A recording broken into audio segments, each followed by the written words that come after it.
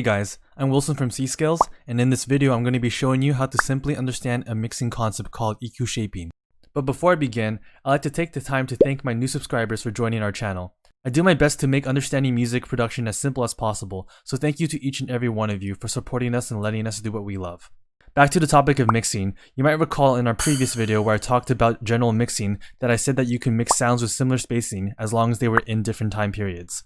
Well, what if you wanted to mix sounds with similar spacing in the same time period? This is where the concept of EQ shaping comes into play. To explain this concept, I first need to start by explaining what an EQ is in relation to a volume. As you might know, a sound is made up of little bands called frequencies.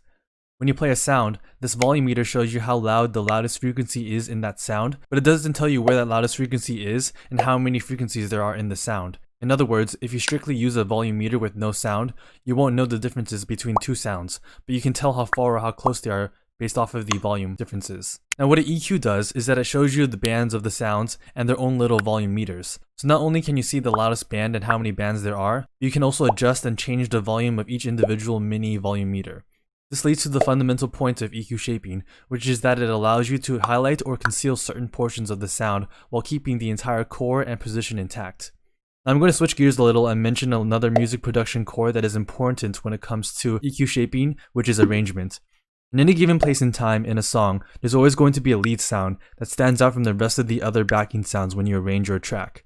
When it comes to mixing, whatever that lead sound is, whether it's the vocals, the instrument, or the synth, every sound has some frequency bands that serve as clarity points that need to be highlighted in the mix for it to stand out if there are other overlapping backing sounds. If you're having trouble finding these clarity points in the sound, let me know in the comments and we can make a separate video for that. So what this means is that to EQ shape, you need to first assess which sounds are colliding with each other, and out of those pick the lead sound and highlight the clarity portions while lowering the same frequencies in the other colliding sounds. What this looks like visually is to think of balls that are filled with frequencies, which are these smaller balls. EQ shaping is essentially either making the backing sound frequencies smaller or the lead sound frequencies bigger, so that even when you overlap them, you can still hear their lead sound.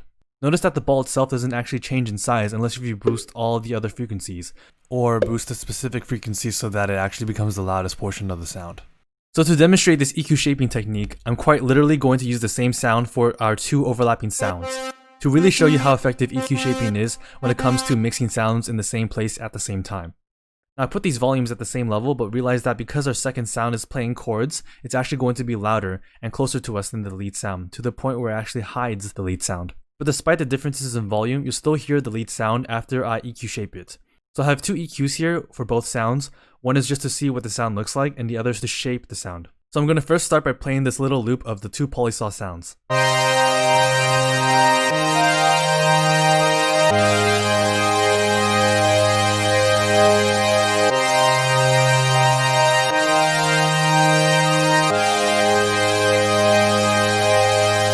You hear right away that the chord is completely swallowing up the lead sound. So to fix that, we're going to EQ shape both sounds by boosting the clarity frequencies around 6 decibels of the lead and lowering the same frequencies 6 decibels on the chords, as you can see here.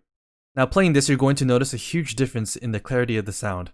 I want you to also pay attention to the volume meter and notice how we aren't moving the position as well.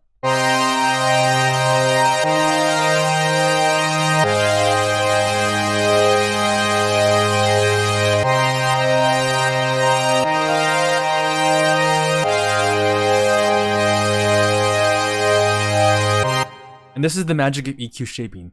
Notice how we didn't fundamentally change the sound itself in the design and the position, and yet we were able to achieve this amount of clarity while keeping the presence of both sounds. Now this example is an extreme case in the sense where we made it harder for ourselves to EQ shape the sounds.